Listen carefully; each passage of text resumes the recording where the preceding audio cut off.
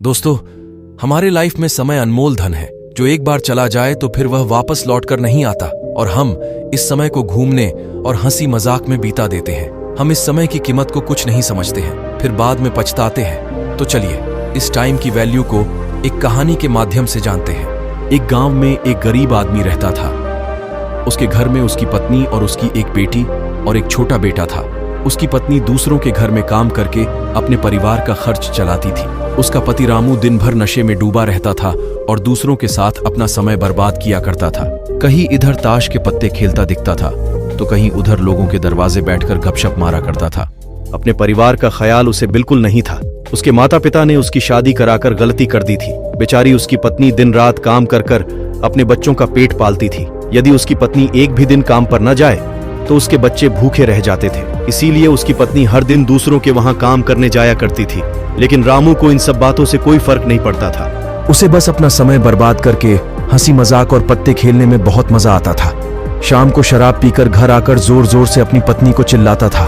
कई बार उसने अपनी पत्नी को मारा भी, लेकिन अब उसकी पत्नी करें भी तो क्या, वह तो अपने बच्चों को छोड़कर नहीं जा सकती थी। रामू को जो कोई भी समझाता था कि रामू कुछ काम धंधा कर, पैसे कमाया करो, अपने परिवार का खर्च तो उठाओ, 2 बच्चे हैं, तुम्हारी पत्नी है, उनकी देखभाल करो, ऐसे अपना समय क्यों बर्बाद करते हो। रामू उसके ऊपर बिगड़ जाता था और कहता, तुम्हें इससे क्या लेना देना, मैं कुछ भी करूं, ये मेरा जीवन है, मैं तुम्हारे घर में खाता हूं क्या।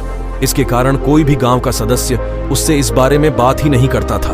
वह सुबह खाकर निकल जाता था और रात में शराब पीकर आता और अपनी बीवी के ऊपर गुस्सा उतारता था। ऐसा ही कुछ दिनों तक चलता रहा। कुछ दिनों बाद संसार में एक ऐसी बीमारी ने जन्म लिया जो मानव जाति के लिए अत्यधिक खतरनाक थी। चारों तरफ उस बीमारी का कहर था। आप सब जानते होंगे, मैं कोरोना वायरस की बात कर रही हूं। जब सरकार द्वारा लॉकडाउन लगा दिया गया था तब चारों तरफ लोगों का एक दूसरे के वहां आना जाना बंद हो गया था। सारे कार्य, सारी फैक्ट्रियां, सारी गाड़ियां इत्यादि बंद हो गए थे। अब रामू का परिवार भूखा मरने लगा था क्योंकि उसकी पत्नी जो रोज कमाने जाती थी वह अब किसी के घर इसी कारण नहीं जा पाती थी कि कहीं इस बीमारी की वजह मैं ना हो जाऊं। लोग उसे अब काम पर बुलाना बंद कर दिए थे। उसके परिवार में अनाज का एक दाना भी नहीं था, ना ही उसके घर में कुछ पैसे थे। अब वह क्या करता। उसका छोटा बेटा भी बीमार पड़ गया। बच्चे की तबीयत ज्यादा खराब हो गई। तब रामू को समझ आया कि अपने परिवार का ध्यान देना चाहिए। उसने बच्चे को अस्पताल ले जाने को सोचा, परंतु उसके पास पैसे नहीं थे। वह गांव वालों से पैसे उधार मांगने गया। गांव वालों ने कहा, पहले कहने पर तो हम लोगों को ही जली कटी सुनाते थे, अब इस लॉकडाउन में हमारे पास कहां से पैसा आए जो मैं तुम्हें दूं। यही कहकर सब उसे लौटा देते थे। रामू बहुत परेशान था। अब करे भी तो क्या करे। वह चाहकर भी कुछ नहीं कर सकता था। पूरा दिन बीत गया। समय पर इलाज न मिलने के कारण उसके बेटे की तबीयत और भी ज्यादा खराब हो गई। तभी किसी तरह उसकी पत्नी जहां काम करती थी वहां से कुछ पैसे जुटाकर लाई और अब रामू अपने बच्चे को लेकर गांव के बाहर एक अस्पताल में पहुंचा। रामू दौड़ता हुआ डॉक्टर के पास गया।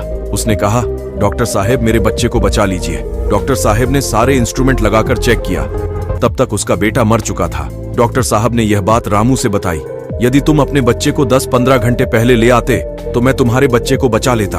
मुझे बहुत दुख हो रहा है कि मैं तुम्हारे बच्चे को बचा नहीं सका।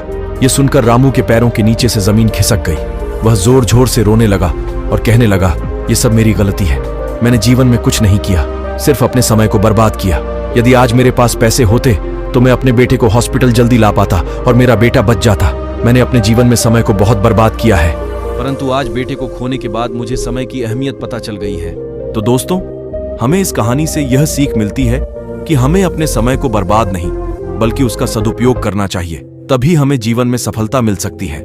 इस कहानी में अगर रामू पहले से कोई काम करता होता तो उसके पास पैसे होते और समय पर अपने बेटे का इलाज करा पाता, तो दोस्तों, जिससे उसका बेटा आज जिंदा होता।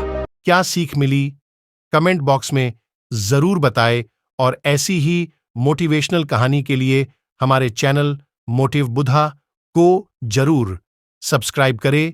वीडियो के अंत तक बने रहने के लिए धन्यवाद। जल्द मिलेंगे।